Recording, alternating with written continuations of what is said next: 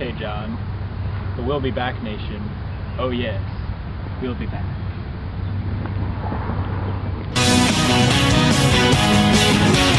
Good evening, welcome to the Daily Show. My name is Jon Stewart. We've got a great show for you tonight.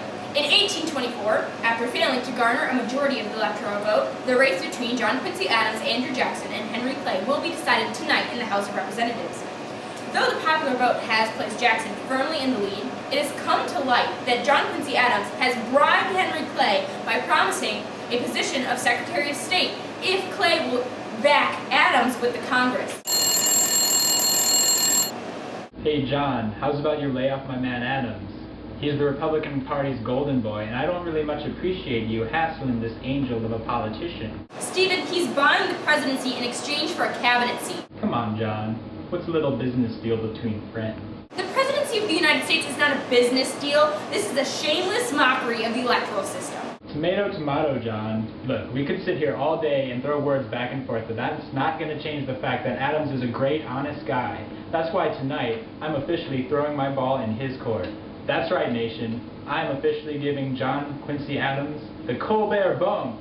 So what you're telling me is that you support indecency and corruption in the American government? You've got it, John, and I'm going to go one step further. Jim, get Adams on the phone. Stephen, you don't have to... Shh, John, I'm on the phone here. I don't think... Nation, we're experiencing some technical difficulties. Apparently they didn't have phones in the 19th century. Are you done here, Stephen? Yes, John. Excuse me, ladies and gentlemen, we've just received word that John Quincy Adams has just won the 1824 presidential election. Woo! Woo! Colbert, get off my show.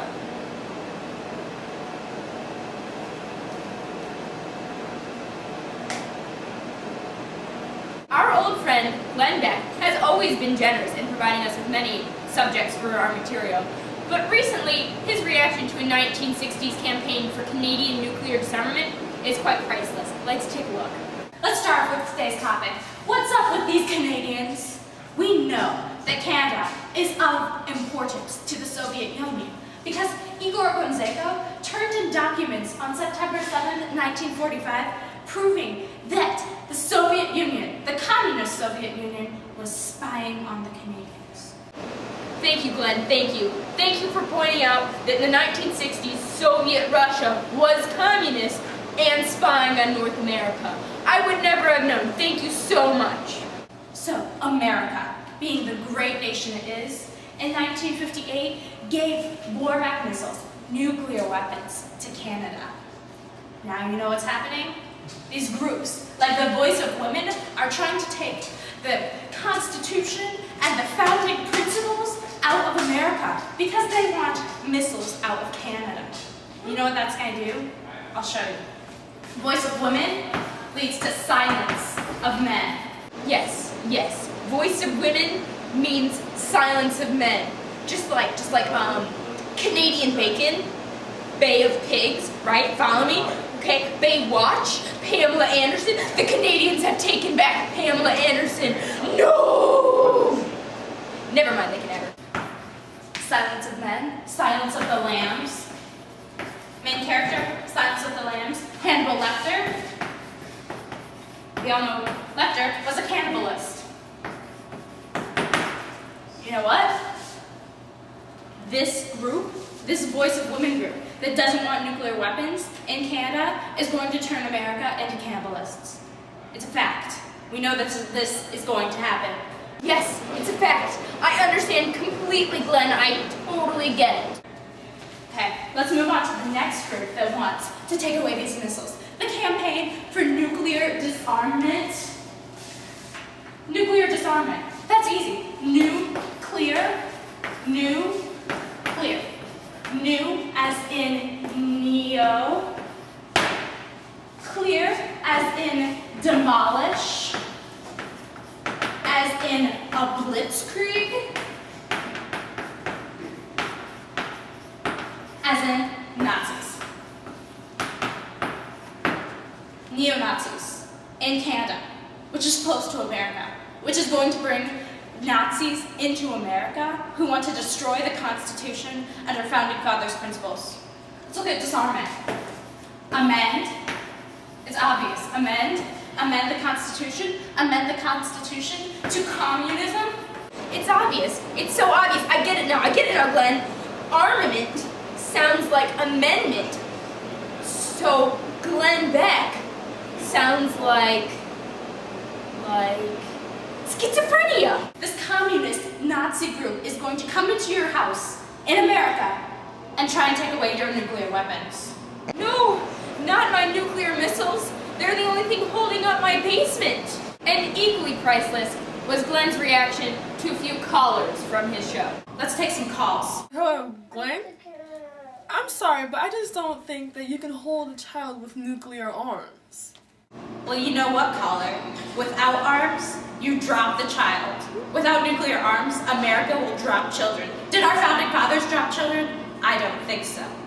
America needs nuclear weapons. Glenn, I really agree and get with what you're saying. I really do. I just wanted to let you know that. Thank you, I agree with you. I mean, there's so many fascist, Nazi, communists out there in America today. It's great to hear from one of the people that founded this country. Thank you. Next caller. Glenn, I'm sorry. I just don't understand where you're coming from. It's not making any sense right now. Ignorance, you aren't listening to any of my logic. It makes perfect sense. I can't believe that so many people are blind to this. Oh my gosh, it's so easy to follow. You're a fascist. You're a Nazi. You're a fascist. And you're a fascist. You're a fascist. And you're okay. But your kid's a fascist. And you're a fascist. Everybody's a fascist. We go out now live to our senior dance correspondent in Havana, Cuba, at the Memorial for Che Guevara, Morgan Tim. Morgan? Hello, John. I am here in Havana today to celebrate the life and mourn the loss of Cuba's favorite and most attractive revolutionary, Che Guevara. The Havana Dance Company is today presenting its morning dance dedicated to the revolutionary so tragically taken from this world.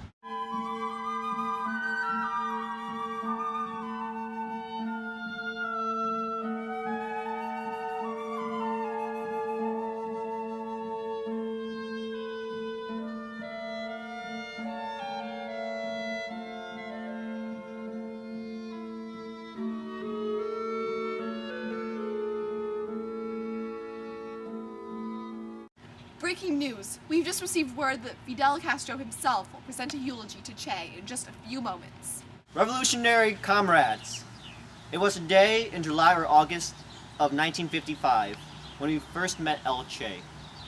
And in one night, as tell in his accounts, he became a future Granma expeditionary. But at that time, that expedition had neither ships, weapons, nor troops. Since then, 12 years have passed. 12 years fraught with struggles and obstructions.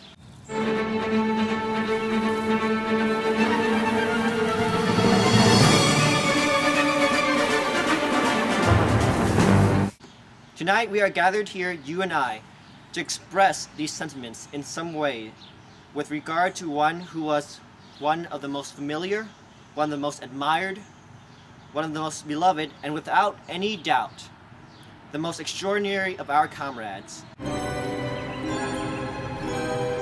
This people knows how to acknowledge those who serve it, and which demonstrates how this people supports the revolutionary struggle, how this people raises and will always keep high the revolutionary banners and the revolutionary principles.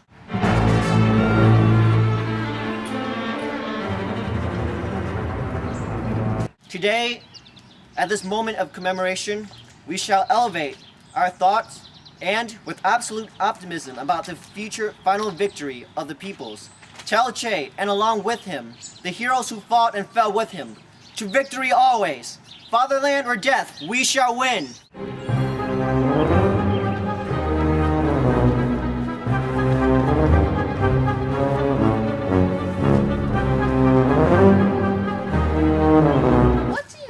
Che's most admirable quality? He had a quality which is not a quality of the intellect, but a quality of the heart. He was able to blend in his personality not only the characteristics of a man of action, but also those of a thinking man. A man of shining revolutionary virtues, and extraordinary human sensitivity. Senor Castro, how do you think Che's death will affect the revolution? The death of Che, as we said a few days ago, is a hard blow. It is a tremendous blow to the revolutionary movement because, without any doubt, it deprives it of its most experienced and capable chief. That man who fell as a mortal man, as a man who many times exposed himself to bullets. As a military man, as a chief, he was 1,000 times more capable than those who with one stroke of luck killed him. Will you seek revenge?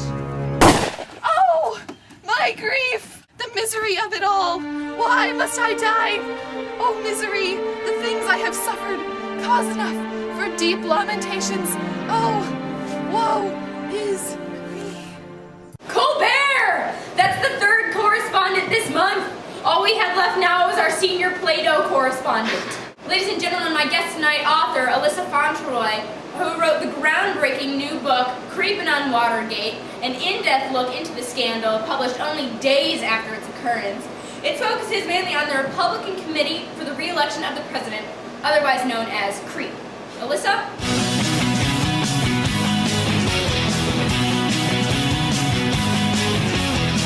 It was called CREEP. Well, it was like a committee having like Nixon's committee when they were like bugging the whole convention, and so then They were creeps they really were. who were creeping. Yeah, they were bugging the Democratic National Convention at the Watergate. So Alyssa, tell me, how did you get started in the business of creeps? Well, I found myself very comparable to Nixon. Just the way that I tend to lie to people about how I didn't do anything at first, but then even though all the business and truth was out against me, then I finally had to become embarrassed. Seems like a wise strategy worked out well for him.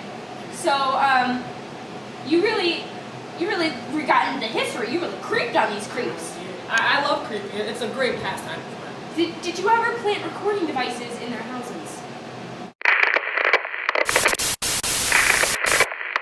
Will you release your research? Yes, but I'll keep about 18 minutes to myself. Okay. And how do you think this is all gonna turn out for Nixon? Nixon, he's a great guy. He'll recover. All 49 states voted for him in the election, so and only Massachusetts did it. So. Okay. That's all the time we have. This is Alyssa, and her great new book, Creeping on Watergate, is available in hardback and on audio tape. And now here it is, your moment of zen. I can't do the splits. What am I doing?